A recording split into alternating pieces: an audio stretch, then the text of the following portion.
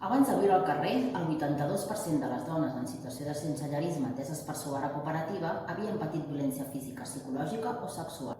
No és l'únic motiu pel qual les dones es veuen abocades al sensellarisme, sinó també el fet que han patit situacions d'abús o explotació laboral, la manca d'ajudes públiques per fer front a l'elevat cost d'habitatge o les dificultats per accedir als recursos de salut, que impulsa a situacions de sensellarisme a les dones amb trastorns de salut mental o capacitats diferents.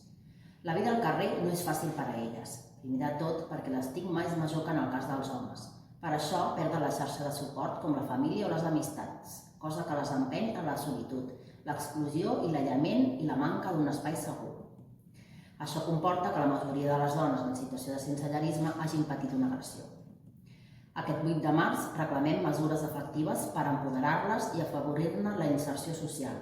Per això cal facilitar-ne l'empadronament, atendre el seu benestar psicològic i emocional, restablir la xarxa de suport, garantir-ne l'accés a una estabilitat laboral, d'habitatge i a una formació de qualitat i gratuïta. A Suara Cooperativa decidim que elles decideixin els seus projectes vitals perquè recuperin l'autoestima i la confiança. Decidim ser dones que decideixen. I tu què decideixes?